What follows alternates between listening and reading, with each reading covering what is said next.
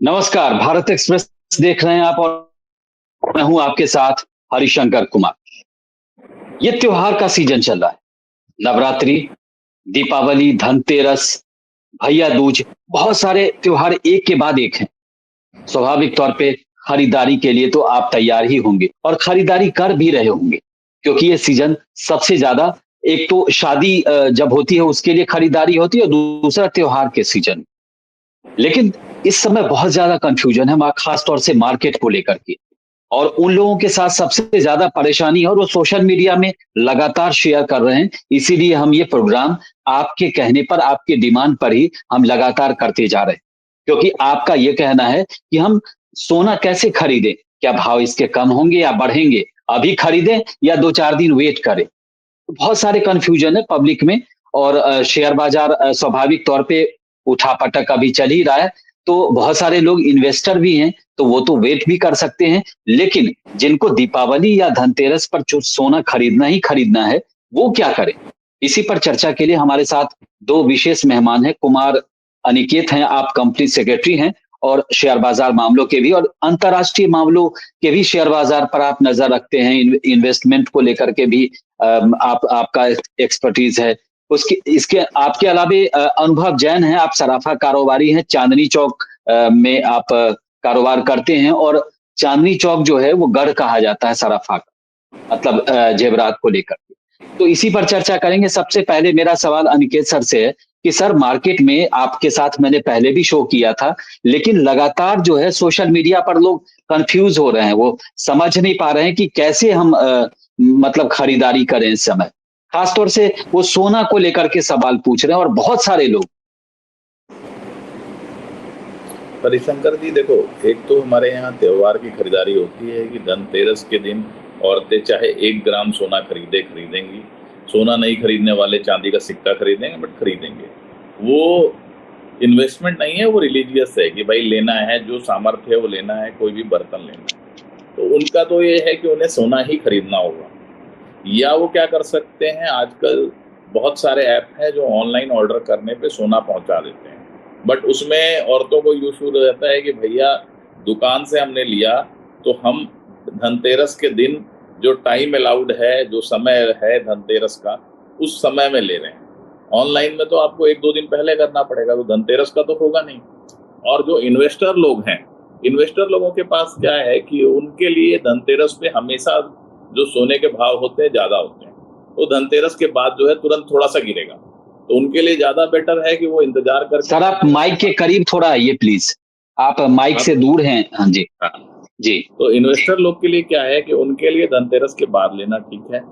जो धनतेरस वाले रिलीजियस है, उनको तो धनतेरस के दिन ही लेना होगा। उसके बाद जो मैं आपको क्रिप्टो में कह रहा था, टेथर गोल्ड है, ठीक है? गोल्ड बैक म्यूचुअल फंड है, सरकार का सॉवरेन बॉन्ड है, या जो ये माई गोल्ड का मैं कह रहा था, माई गोल्ड ऐप है, ये जार का ऐप है, गुल्लक है, ये सारे हैं ऑप्शन। माई गोल्ड में मेरे को अच्छा क्या लगता था कि भाई सोना के अलावा वो क्या कर रहे हैं कि भाई अगर आप सोना उनके पास रखोगे तो वो वेट के हिसाब से 1 किलो रखोगे तो साल के अंदर में 1 किलो 5 ग्राम आपको देंगे, और कभी भी आप उनसे मांग सकते हो। सोने में एक है कि आप रखते हो, लॉकर में रखते हो, उसका कॉस्ट लगता है। इनके पास उल्टा है, ये दे रहे हैं, ठीक है? तो मगर वही मैंने कहा कि 2 डिफरेंस है। रिलीजियस वाले धनतेरस के दिन लेंगे और उनको लेना चाहिए। सोने की कीमत थोड़ी ऊपर ज्यादा होती है, तो आमदनी भी तो हमारी ऊपर नीचे हो रही है, हर साल बढ़ती है, तो जो हमारी खरीदने की क्षमता भी बढ़ी है। जी। अनुभव जी, दूसरा सवाल मेरा आपसे ही है कि मतलब मार्केट जो है बहुत ही उथल-पुथल है, पब्लिक कन्फ्यूज़ है। आपके पास तो बहुत भारी संख्या में पब्लिक आती है और सोना खरीदने आती है, चाँदी खरीदने आती है। तो जनता कन्फ्यूज़ है। आप लोगों के पास ऐसा कोई मैकेनिज़्म है कि उनको सजेस्ट कर सकें? क्योंकि आप लोगों को तो पहले से पता चल जाता है कि मार्केट चल क्या रहा है। और यानी कि तो वो मेरा मित्र है। तो बस पहली बात तो मैं निखिल जी के रूबरू होना चाहूँगा कि जो रिलीजियस फैक्टर और जो इन्वेस्टमेंट फैक्टर है, रिलीजियस फैक्टर ठीक है, लेकिन वो जो रिलीजियस फैक्टर वाले हैं, वो सिर्फ़ उठा के रखना चाहते हैं और आज के भाव में जो मिनिमम इन्वेस्टमेंट है, सिर्फ़ वो कर पाते हैं वो लोग। और इन्वेस्टमेंट फैक्टर के हिसाब से जो आपने कहा साहब कि धनतेरस के बाद कुछ शायद कम आने की उम्मीद है, इस बाजार को अभी उसके बाद भी कम आने की कोई उम्मीद नहीं है। दूसरी बात, जो आप मैकेनिज्म पूछ रहे हैं जनाब, मैकेनिज्म में अभी ऐसा कोई मैकेनिज्म नहीं है कि हम बता सके रोज हम शाम को जाते हैं, सुबह आके 2,000 रुपए बढ़ा पाता है। आज का भाव भी 1,20,200 रुपए इस समय का। तो इसलिए अभी कोई मैकेनिज्म नहीं है। टोटल बाहर इंटरनेशनल एमसीएक्स चल रहा है, इसके अलावा कोई मैकेनिज्म नहीं है कि हम कोई किसी को ये कह सके आज मत लीजिए कल सस्ता हो जाएगा। तो इसलिए जब ऐसा हो आप जब से ले लीजिए, बिल्कुल हम तो ये कहेंगे इसका। अच्छा, मतलब समय के हिसाब से जैसे जैसे रेट बढ़े हैं पिछले 5 साल में सबसे ज्यादा हमने उतार चढ़ाव देखा है गोल्ड के रेट में। तो आपने वक्त के साथ अपनी चीजें छोटी करनी शुरू कर दी, उसका जो मतलब जो पहले आप बनाते थे, आपने जो तय कर रखा था कि हम इतने ही ग्राम का बनाएंगे, तो आपने चीजें तो नॉर्मल भी की, चूंकि आप लोग होलसेलर हैं तो वही रिटेलर तक भी पहुंचता होगा। जी, बिल्कुल। जो तय किया, जो सामान पहले 20 ग्राम का आता था, उसे पहले 15 ग्राम का किया गया, फिर 10 ग्राम का किया गया। लेकिन अब इतना छोटा करना बड़ा मुश्किल हो गया है कि जितना कस्टमर डिमांड कर रहा है, वो उससे ज़्यादा फिर वो उसके बाद पेंडेंट सेट पे या और छोटे आइटम पे अपने आप पहुँचता है, क्योंकि उसकी लिमिट से बाहर चीज़ जा चुकी है। एक आम आदमी की लिमिट से बाहर चला गया है सोना-चांदी। अच्छा, त्योहार का सीजन है। आप अनिकेत सर ने एक बहुत अच्छा सजेस्ट किया था हमारे दर्शकों को, और उस पर बहुत सारे कमेंट आए थे। सर ने कहा था कि गोल्ड ठीक है, गोल्ड तो जरूरी है, लेकिन गोल्ड का जो बॉन्ड है उसको भी आप दूसरे तरीके से खरीद सकते हैं। तो अनिकेत सर, गोल्ड बॉन्ड का जो है सब लोगों को समझ में आया था और वो कह रहे थे कि ये बहुत अच्छी चीज है, लेकिन ये है कि उस पर कितना भरोसा करें गोल्ड बॉन्ड पे। और उनका एक और सवाल था कि सर, एक और सवाल है कि उनका ये कहना है कि अगर मान लीजिए अभी 1,20,000 है प्रति 10 ग्राम, और अगर उसके रेट कम होते हैं, मान लीजिए 1 लाख हो जाता है, तो हमारा रेट जो है, वैल्यूएशन है, वो 1 लाख पे आ जाएगा, मतलब कम हो जाएगा। बिल्कुल, क्योंकि आप जो गोल्ड से बॉन्ड ले रहे हो तो उन्होंने क्या दिया, जैसे रिजर्व बैंक क्या करता है, नोट इशू करने से पहले सोना रखता है और नोट इशू करता है, और आपसे कहता है कि 1 रुपया लिया है, उस पर वादा होता है गवर्नर का कि 1 रुपया के बदले में धारक को 100 रुपया अदा करने का वचन देता है। गोल्ड बॉन्ड की भी यही कहानी है, टेथर गोल्ड की भी यही है, माई गोल्ड की भी यही है कि वो आपको ये कहते हैं कि भैया आपका इतने रुपए का इतना ग्राम सोना यहाँ रखा गया, इतना ग्राम वजन से रखा गया, तो आप कभी भी उतने ग्राम के बराबर वैल्यू ले सकते हो।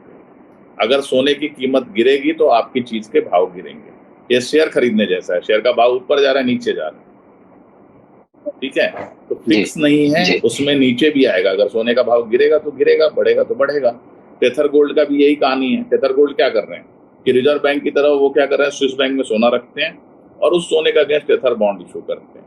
माई गोल्ड वाले क्या करते हैं कि आप जैसे 100 रुपए का सोना खरीदोगे उनसे, तो 100 रुपए का सोना खरीद के वो वॉल्ट में जमा कराएंगे, जो आईसीआईसीआई बैंक का वॉल्ट है, वो सोना छू भी नहीं सकते उनके एग्रीमेंट में, एमएमटीसी से उनका एग्रीमेंट है। उसके बाद वो सोना जो है, अगर मार्केट में कोई सुनार जो है उनसे लेता है लीज पे, तो वो बैंक गारंटी देगा। बैंक गारंटी जो सेबी रजिस्टर्ड ट्रस्टी है, विस्त्रा इन्वॉल्व है, वो विस्त्रा इंश्योर करेगी कि बैंक गारंटी आ गया है, तब वो आईसीआईसीआई को बोलेगी कि भाई अब बैंक गारंटी आ गया, इतना सोना रिलीज कर दो। तो सोना तो सेफ है, बट आपका ये था सवाल कि क्या सोने के भाव गिरने, अगर सोने का भाव गिरेगा तो बॉन्ड के भाव गिरेंगे? आंसर है हाँ, बिल्कुल गिरेंगे, क्योंकि वो आपको क्या दे रहे हैं, सोने की वैल्यू दे रहे हैं। आपने अगर 1 किलो सोना खरीदा तो 1 किलो सोना आप उनसे वापस मांग सकते हो। 1 किलो सोना चाहे 1,000 रुपए का हो चाहे 10 रुपए का। अनुभव जी, ये बैंक ठीक है, बैंक तो लेके आते हैं, लेकिन आप लोग ऐसा क्यों नहीं करते कि कोई एक कस्टमर है, उसका जो जेब है कम अलाउ कर रहा है, तो अगर मान लीजिए 2-2 हजार हर महीने दे, तो 24,000 का उसको सामान मिल जाए, 24वें महीने में 24,000 का गोल्ड मिल जाए। ऐसा कोई स्कीम आप लोग पब्लिक के लिए रखते हैं? ऐसा कोई लेके आते हैं? और इसके लिए तो मुझे लगता है कि अनिकेत सर भी बताएंगे, इसके लिए तो कोई खास परमिशन की जरूरत होती नहीं है, और आमतौर पे छोटे स्केल पे ये सारी चीजें होती हैं। जी सर, एक्चुअली देखिए, ये हम आप बात कर रहे हैं कूचा महाजनी में, तो कूचा महाजनी टोटल होलसेल का व्यापार होता है। होलसेल, यहाँ जी। रिटेल का काम बहुत कम है। जो हमारे परिचित आते हैं, हम केवल उनको सामान दे पाते हैं। जो रिटेल दुकानदार हैं वो लोग इस तरह की स्कीमें चालू भी रखते हैं। वो लोग बहुत बड़े-बड़े ग्रुप्स भी चलाते हैं 300-500 आदमियों के भी, जो छोटा अमाउंट इकट्ठा करके और फिर वो उनको हर मंथ बड़ी-बड़ी चीजें दे देते हैं, जिससे लोगों को सुविधा हो जाती है इस तरीके जैसे आप चाह रहे हैं। जी हम आपके एक जो सहयोगी साथी हैं, वो भी कुचा महाजनी में ही हैं। ऋषि जी से हमारी पिछले दिनों बातचीत हो रही थी इसी गोल्ड गोल्ड को लेकर के। तो कह रहे थे कि हम लोग बड़ा अनसर्टेन हो गए जब से इसके दाम बढ़े हैं, तो हम लोगों का भी जो सारा कारोबार है वो काफ़ी इससे अप्स एंड डाउन चल रहा है पहले, जबकि ऐसा नहीं था। सर अब तो रह ही नहीं गया, अब तो डाउन ही डाउन जा रहा है। क्योंकि आदमी हमारे से सिर्फ वजन खरीदता है। पहले जितना अगर वो 100 ग्राम खरीदता था तो वो आज 50 ग्राम पे आ गया है। उसे 50 ग्राम के बदले 50 ग्राम में सोना देना है या पैसे देने हैं। अब वो जितना अमाउंट होगा उतना ही तो दे पाएगा। बिल्कुल अनसर्टेनिटी आ गई है बाजार में, बहुत ज्यादा परेशानी है। अच्छा सर, एक और सवाल है कि हॉलमार्क का जो हिसाब किताब इंडिया में बना है, पहले तो ऐसा नहीं था। हम लोगों के मतलब हम लोगों ने जब से देखा है हॉलमार्क की जरूरत नहीं थी। लेकिन खास तौर से दिल्ली और आसपास के इलाके में बड़े-बड़े शहरों में आजकल हॉलमार्क का भी हिसाब आया है। तो हॉलमार्क और जो सामान्य कारोबारी पहले जो करते थे सराफा व्यापारी, तो उसमें कुछ फ़र्क पड़ा है क्या? जी सर, बिल्कुल बहुत बड़ा फ़र्क पड़ा। हॉलमार्क से ख़ैर कोई दिक्कत ऐसी नहीं आई है बहुत ज़्यादा। एक बार हुआ था कि जब हॉलमार्क जी, गवर्नमेंट ने मैंडेटरी किया तो थोड़ी-सी परेशानी आई थी। लेकिन अब सारा व्यापार स्मूथली जी। सिर्फ़ और सिर्फ़ हॉलमार्क ज्वेलरी पे चलता है। बगैर हॉलमार्क की ज्वेलरी जहाँ तक मैं समझता हूँ शायद हिंदुस्तान में किसी कस्बे में बिकती हो तो बिकती हो, अब और तो कहीं बिकती नहीं। नहीं तो इससे इससे आपको फ़ायदा हॉलमार्क के आने से मैंडेटरी से आपको फ़ायदा हुआ या कस्टमर को फ़ायदा हुआ? क्योंकि पहले सर हमने देखा है कि कस्टमर का जो सोना अगर वो 20,000 का खरीदा है, वो बेचने जाता था तो उसका वैल्यूएशन होता था 17,000, 16,000, 15,000 ऐसे करके। तो अब जो है कस्टमर का फ़ायदा दिख रहा है इस समय तो हॉलमार्क के नेसेसरी और सब जगह मैंडेटरी करने के बाद। सर कस्टमर और दुकानदार दोनों का फ़ायदा है। कस्टमर को सही चीज़ मिल पा रही है और दुकानदार सही चीज़ देने के लिए बाध्य है। नहीं तो पहले जो छोटे-मोटे सुनार आप लोगों के घर में आकर के बना देते थे, उनका ये नहीं पता होता था कि वो क्या प्योरिटी आपको दे रहे हैं। आज हॉलमार्क मैंडेटरी होने की वजह से आपकी बाध्यता है कि आपको सही चीज़ देनी है। नहीं तो कस्टमर भी कहीं जाके टेस्ट करा लेगा, अगर नहीं निकलेगा तो वो आपको लाके देगा वापस, दुकानदार को। इसलिए वो दोनों का फ़ायदा है। शुरू-शुरू में दुकानदार को लगा था कि हमें परेशानी होगी, लेकिन अब बिल्कुल कोई परेशानी नहीं, बहुत अच्छा हुआ जो हॉलमार्क आ गया। सर अनिकेत सर, सवाल आपसे कि मतलब शेयर बाजार का क्या रुख है? मतलब अनसर्टेनिटी कब तक चलने वाला है? लोग लोग शेयर बाजार पर भी नजर रखते हैं और लोग ये जानना चाह रहे हैं, अभी एक सवाल भी पूछ रहे हैं कि शेयर बाजार जब तक अप नहीं होगा तब तक सोने का भाव डाउन नहीं होगा। ये लोगों की राय है और वो अपनी अपनी बात कह रहे हैं, तो कह रहे हैं कि शेयर बाजार का हम कब तक वेट करें? बिल्कुल सही है। शेयर बाज़ार आपके पास पैसे हैं गिने-चुने, आपको इन्वेस्ट करना है। तो अगर शेयर आप कहाँ इन्वेस्ट करोगे? कुछ पैसा तो फ़िक्स्ड डिपॉज़िट में लगाओगे कि ये मिनिमम मेरे पास रहेगा। बाकी पैसा आप कहाँ लगाओगे? आप लगाओगे या तो शेयर मार्केट में या सोने में, चाँदी में, जहाँ भी आपको लगे कि ज़्यादा फ़ायदा हो सकता है। तो अगर शेयर मार्केट में ज़्यादा फ़ायदा हो रहा है तो पैसा शेयर मार्केट में जाएगा। अब अगर शेयर मार्केट में दिख रहा है अमेरिका में मंदी आ रही है, पूरी दुनिया में बेरोज़गारी बढ़ रही है, तो लोग क्या करेंगे? पैसा जो है शेयर मार्केट में नहीं डालेंगे। तो शेयर मार्केट में नहीं लगाएँगे, अगर हाथ में रखेंगे तो पैसे की वैल्यू तो रोज़ गिर रही है।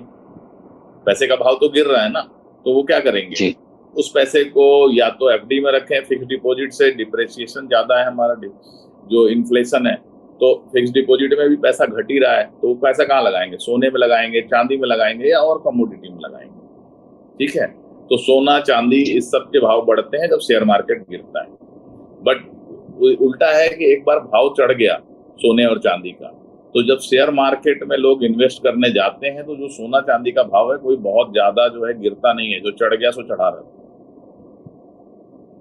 सोने का भाव आप बताओ पिछली बार गिरते हुए कब देखा है? तेल का भाव गिरता है, लोहे का भाव गिरता है, शेयर का भाव भी गिरता है। सोने के मार्केट में आपने मंदी सुनी है कभी? जैन साहब ज्यादा अच्छा बताएंगे।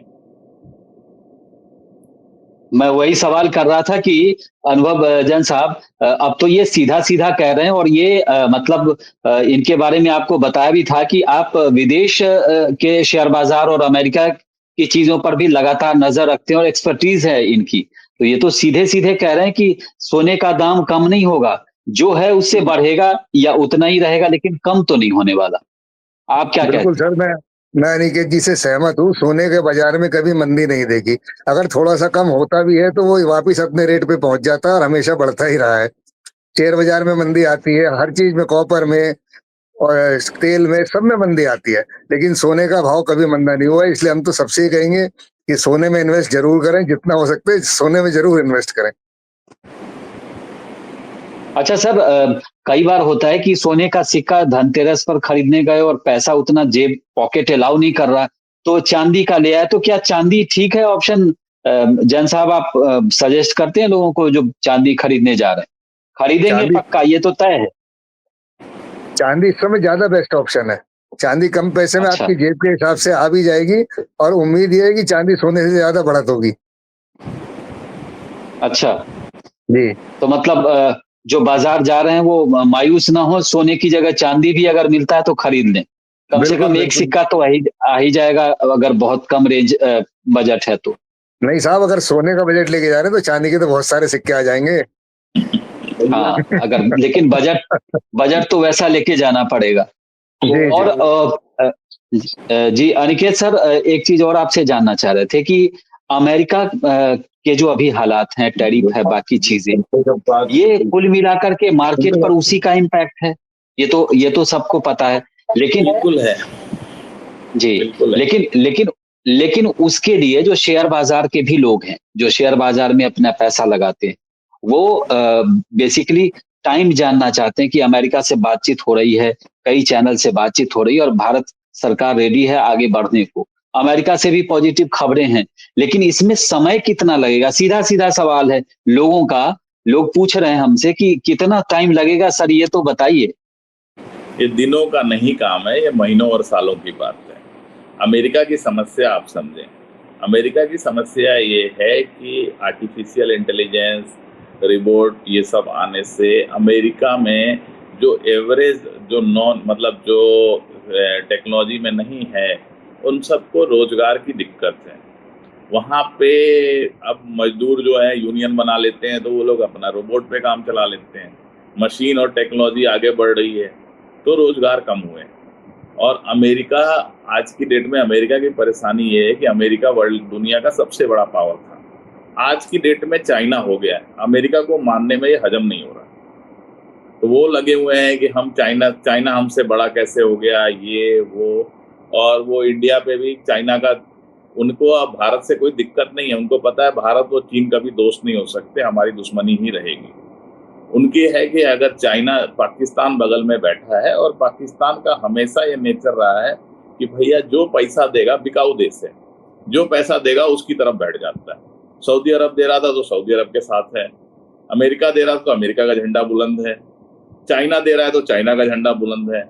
बेसिक उनकी कोई लॉयल्टी है नहीं। तो आजकल जो है कोशिश ये है कि चाइना का सबसे बड़ा दोस्त इस एरिया में पाकिस्तान है। पाकिस्तान के एक तरफ ईरान पड़ता है, एक तरफ चाइना से बॉर्डर टच हो रहा है, दूसरी तरफ रसिया है, अफगानिस्तान पार करते हैं।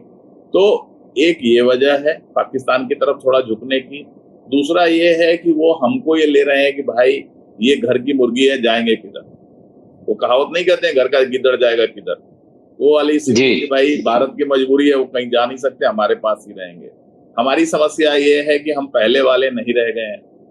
हमारे जो लोग हैं, अब अमेरिका में अगर आप आर्टिफिशियल इंटेलिजेंस की कंपनियां उठाओ, ये उठाओ, डाटा सिक्योरिटी उठाओ, तो आपको सरप्राइज होगा कि अधिकांश चीजें ये आईआईटी के लड़के ही चला रहे हैं। अमेरिकन, एवरेज अमेरिकन से वहां पे ज्यू जो है, यहूदी जो है, उनके पास ज्यादा पैसा है, और इवन भारतीय लोगों के पास भी ज्यादा पैसा है। ये भी एक दिक्कत फील हो रही है। तो मगर क्या है कि ये चीजें रिजॉल्व होने में कुछ महीने लगेंगे। अमेरिका अभी एडजस्ट कर रहा है ये इस रियलिटी से कि अब वो सुपर पावर नहीं है, चीन उससे बड़ा है। सारी कहानी इतनी। अच्छा, मतलब हजम नहीं हो पा तो है उनके यहाँ। हाँ, हजम नहीं हो पा रहा। अच्छा अच्छा अच्छा। जी, ठीक है, जी, और जी। दूसरी अच्छा परमिटेंसी की प्रॉब्लम है। जी। जी, जी, बोलें, बोलें आप, अपनी बात रखें। हाँ, तो मैं कह रहा हूँ अमेरिका में जो एवरेज जो ट्रम्प के वोटर हैं, प्रेसिडेंट ट्रम्प हैं, ट्रम्प के वोटर जो हैं एवरेज रेडनेक इंडियन है, अमेरिकन है, जो कि ब्लू कॉलर है, व्हाइट कॉलर नहीं है। तो उसके पास नौकरी का, रोजगार की ये सारी समस्याएं हैं। उसको लगता है कि ये भारतीय आते हैं हमारी नौकरी ले लेते हैं, वो काम नहीं सीख रहा, स्किल सेट नहीं सीख रहा, वो नहीं मानेगा। ये वैसे है जैसे कलकत्ता में एक समय मिशन चला था कि भाई अगर सारे लोगों को, बाहर वालों को भगा दोगे, बिहारियों को भगा दोगे, बाकियों को भगा दोगे, तो जो नौकरी मिलेगी वो बंगालियों को मिलेगी। हुआ क्या कि बंगाली लोग तो काम करने नहीं थे, वो मैक्सिमम यूनियन वाले लोग तो कभी काम नहीं करते हैं। हुआ क्या, सबको भगा दिया, वो लोग दिल्ली पंजाब आए, यहाँ डेवलपमेंट हो गया और बंगाल खत्म हो गया। ऐसा ही कुछ अभी बीच में महाराष्ट्र में चल रहा था, फिर उनको अक्ल आ गई कि बाहरियों को भगा देंगे तो महाराष्ट्र में कुछ बचेगा नहीं। फिर इधर चला है, आजकल कर्नाटक में चल रहा है, तो वही कुछ अमेरिका में चल रहा है। तो बुखार है वो उतर जी। जाएगा।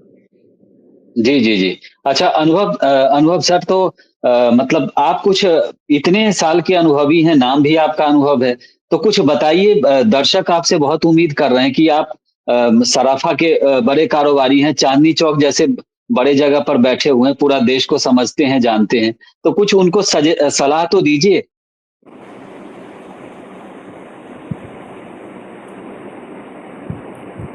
स्पीकर ऑन कर लीजिए सर। हाँ, मेरा स्पीकर ऑन है जी। कि हमारी सलाह तो सर ये रहेगी, सोना और चांदी इन्वेस्टमेंट के इतने अच्छे स्रोत हैं कि आप जब मर्जी इसमें इन्वेस्ट कर सकते हैं, जब मर्जी निकल सकते हैं। तो सोने और चांदी में इन्वेस्ट जरूर कीजिए, अपना भविष्य और अपना वर्तमान दोनों सुरक्षित कर सकते हैं इससे।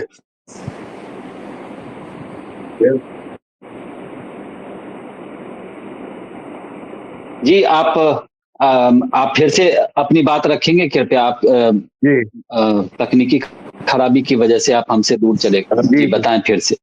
हमारी सलाह केवल कस्टमरों से ये रहेगी कि सोना और चांदी इन्वेस्टमेंट के सबसे अच्छे स्रोत रहे।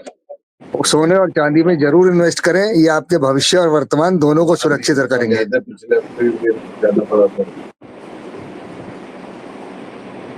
जी सर, चलते चलते एक सवाल और अनुभव सर से, उसके बाद अनिकेत सर के पास आऊंगा कि सोना चांदी ठीक है, लेकिन मतलब जो छोटे इन्वेस्टर हैं, अगर मान लीजिए त्योहार में उनका इंटरेस्ट नहीं है, छोटे इन्वेस्टर हैं, तो क्या चांदी में भी छोटा इन्वेस्ट किया जा सकता है? जी सर, जैसा मैंने पहले भी कहा आपसे, चांदी इसमें इस समय ज्यादा अच्छा तरीका है उसमें इन्वेस्ट करने का। चांदी में अगर वो छोटे इन्वेस्टर भी इन्वेस्ट करते हैं तो उनको भी अच्छा मुनाफा मिल सकता है भविष्य में।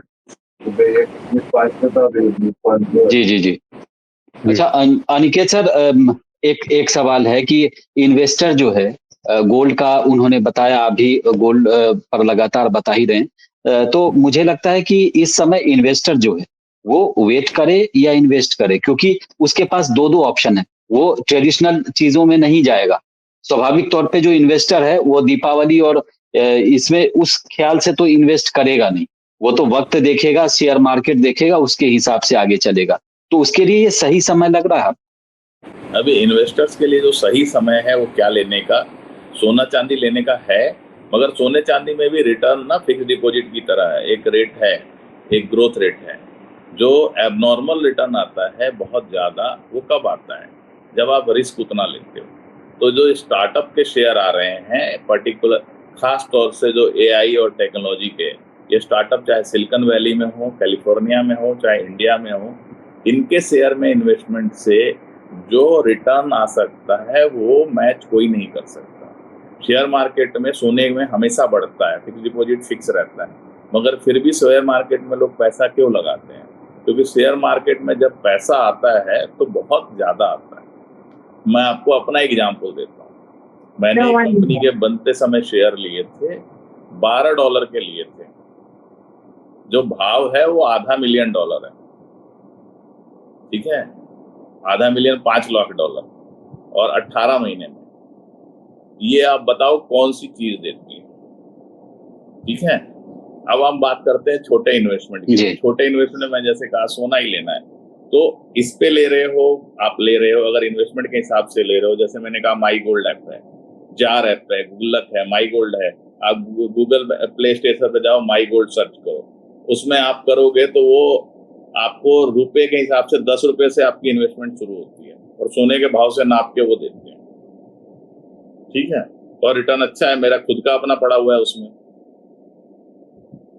सो ये है कि इन्वेस्टर को देखना है कि एक मिक्स रहे, बट इन्वेस्टमेंट में जो फायदा है वो स्टार्टअप के शेयर्स में है, सोने चांदी में हमेशा है, जमीन में लेने पे है।